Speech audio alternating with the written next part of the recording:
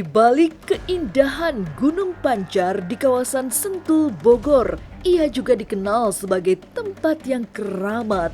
Disinilah tempat makam raja-raja dan tokoh yang memiliki kekuatan sakti membuat tempat ini disegani karena keangkerannya.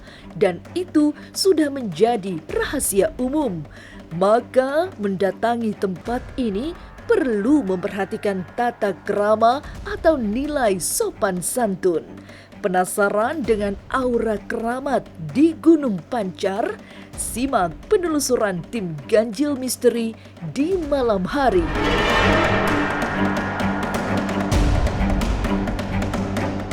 Jangan dulu berlalu, masih akan banyak keganjilan terjadi di sini. Dan jangan lupa subscribe, like, share, dan komen agar tak ada yang terasa ganjil di sekitar Anda.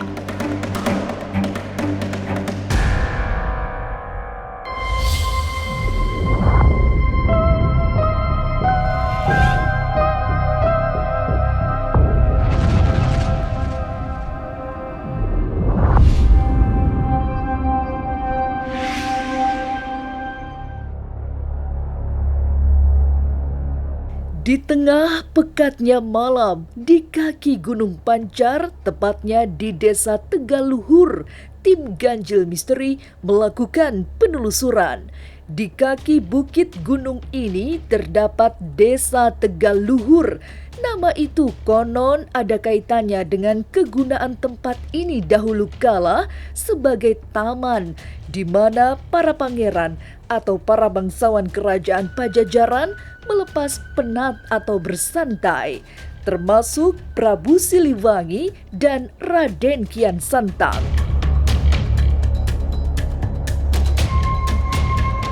Tak jauh dari Gunung Pancar terdapat Gunung Putri.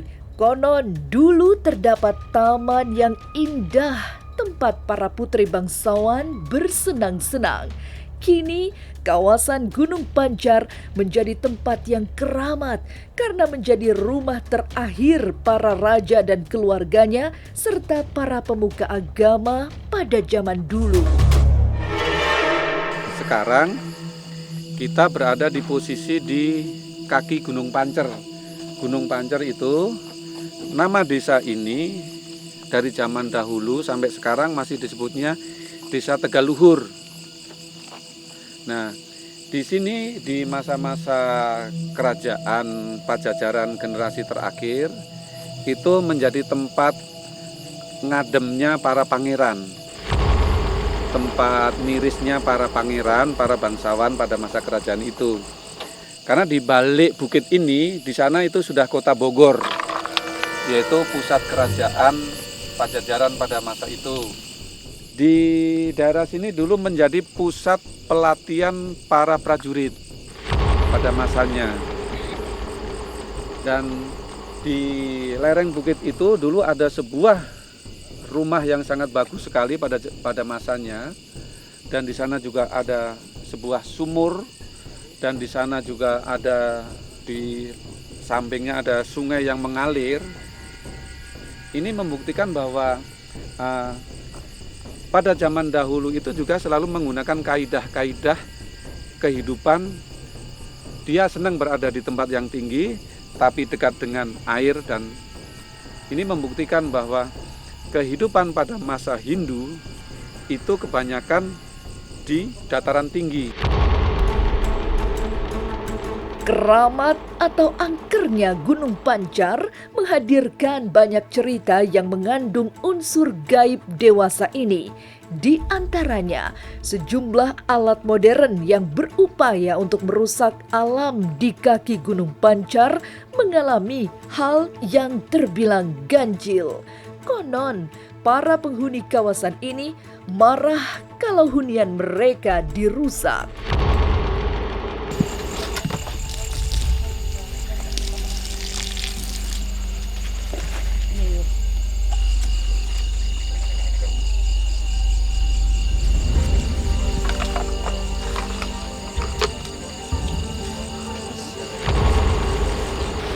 pada tahun 2004-2005 ini pernah mau digali, tapi gagal karena alat-alatnya nggak ada yang sanggup dengan ini. Pada patah semua alat-alatnya pada tahun 2005 ini pernah mau dibongkar. Jadi jangan memandang semua tempat itu tidak bisa dijamah. Bisa, tetapi dengan aturan. Ya, ada sopan santunnya. Prabu Kian Santang memang dikenal sangat Islami. Konon ia pemeluk Islam yang sangat gencar menyebarkan agama Islam di tanah Pajajaran. Kecintaannya kepada rakyat membuatnya menolak menjadi raja dan memilih hidup melebur dengan rakyat jelata. Ada kisah di dalam keluarga besar Siliwangi yang sangat menarik. Itu kisah Prabu Kian Santang. Prabu Kian Santang adalah seorang pangeran, bakal menggantikan ayahnya untuk duduk sebagai raja. Tapi dia tidak mau. Akhirnya karena dia keluar dari kerajaan, di masa itu adalah Hindu, sampai beliau mengenal tentang Islam dan sebagainya. Sehingga Prabu Kian Santang adalah salah satu penyebar Islam. Saat bersimpuh di sisi petilasan Bah Kesing, salah satu rombongan tim ganjil misteri dimasuki roh Prabu Kian Santang yang mengutarakan sejumlah wejangan dan nasihat soal kehidupan dan juga ulah manusia. Konon, ia tersinggung melihat sejumlah orang yang mengaku dimasuki rohnya atau roh Prabu Siliwangi lalu berubah tingkah menjadi binatang. Seorang prabu tidak ada yang menjadi binatang atau mengaum. Yang mengaum adalah binatang. Seorang prabu, seorang raja hanya memberikan instruksi. Seperti ayahanda. Seperti ayahanda Prabu Siliwangi dimaksud. Makin kamu pasrah akan terang, tapi makin kamu takut akan hujan. Tinggal pilih manusia. Tinggal memilih mau pasrah, tapi nanti terang. Di balik keangkeran atau keramatnya Gunung Pancar terselip kisah yang melegenda. Konon saat bumi diciptakan semuanya datar sehingga terjadilah guncangan. Untuk mengatasi guncangan tersebut diciptakan semacam suatu pasak berupa gunung. Konon Gunung Pancar diciptakan pertama di muka bumi. Tapi tentu saja di balik legenda itu terdapat pesan yang ingin disampaikan. Semua manusia yang pakai hanya baik dan buruk, iri dan dengki, hitam dan putih, tinggal memilih yang mana. Sama dengan hati minallah, hati minanas, kan pakai peci. Yang penting begini kuncinya, kalau kalian liputan, kalau Prabu tidak mengenal liputan, tapi bahasa kalian kan sekarang peliputan. Iya. Itu zaman Prabu adalah peneropongan. Teropong ini loh, meneropong. Iya. Bukan masalah ini manusia, ini peneropong. Meneropong. Paham? Setiap jengkal kalian melangkah untuk mencari kebenaran, Bismillahirrahmanirrahim. Nawait. Assalamualaikum. Karena akan selamat. Karena gaib yang kamu pindah akan mengenal diri. Ikhlaskan semua. Qul huwallahu ahad, Allah samad, Allah lam yalid, Allah wa lam yulad, Allah wa lam yakul lahu kufuwan ahad.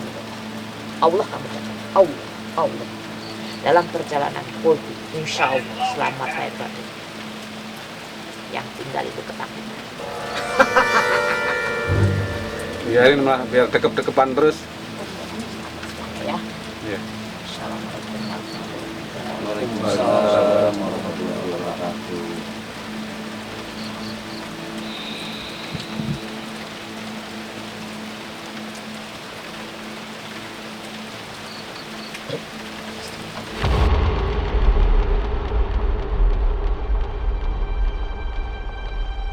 Gunung Pancar memang jauh letaknya dari Kerajaan Laut Selatan, tetapi wilayah Kerajaan Pajajaran dengan Kerajaan Laut Selatan adalah konon bertetangga.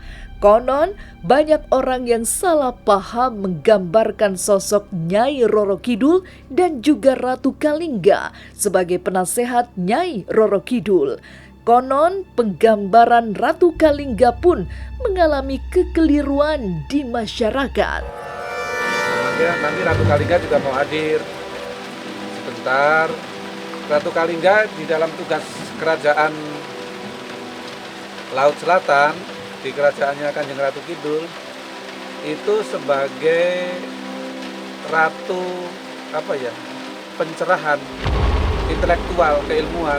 Kalau saya sering mengatakan sebagai dosen untuk memberikan pengetahuan. Nah, siapa Ratu Kalingga? Saya sudah ungkap tadi, itu Ratu Sima yang cantik itu. Orang lain sering nyebutnya Blorong, Nyai Blorong dan sebagainya, sehingga difilmkan seperti itu negatifnya, bahwa Nyai Blorong suka laki-laki, padahal Nyai Blorong tugasnya waktu itu ratu menyamar, terjun ke dalam masyarakat, bertugas untuk memberantas ketidakadilan perbuatan laki-laki yang menyia-nyiakan atau menyengsarakan wanita atau mempermainkan wanita.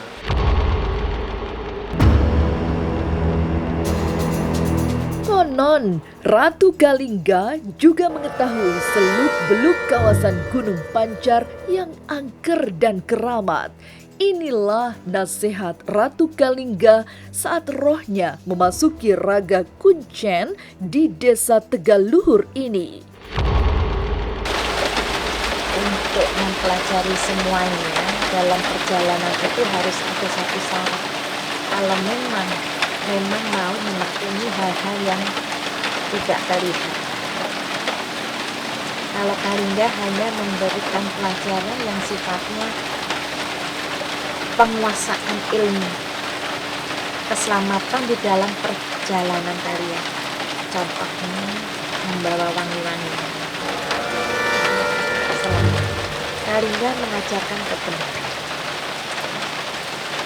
Jangan sampai kalian mempelajari gaib tetapi sudah salah arah, nanti hidup kamu di alam nanti akan membuat 5 tahun yang akan datang membuat tambah ringan.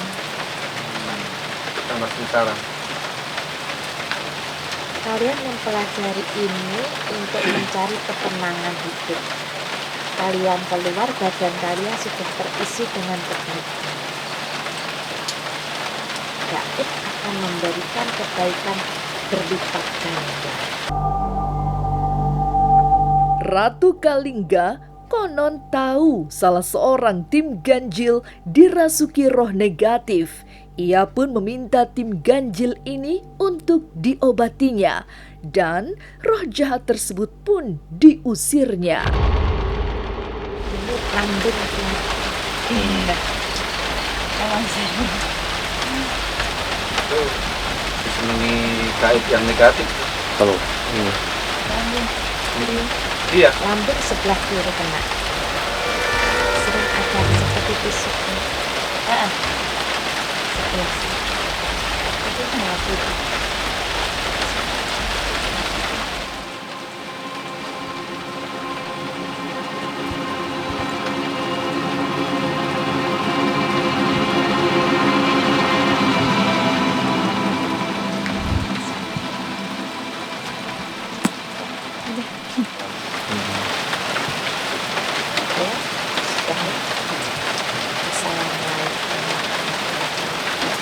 Waalaikumsalam.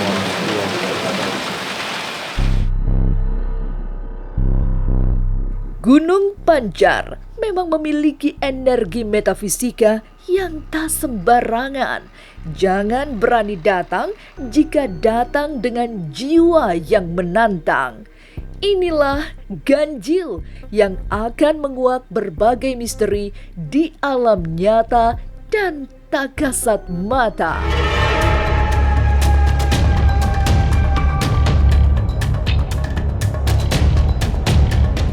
Sampai jumpa pada episode selanjutnya dengan kisah-kisah ganjil setiap hari Senin, Kamis, dan Jumat pukul 5 sore.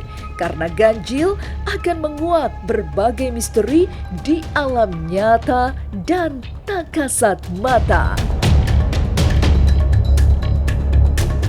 Tapi sebelumnya, jangan lupa subscribe, like, share, dan komen agar tak ada yang terasa ganjil di sekitar Anda.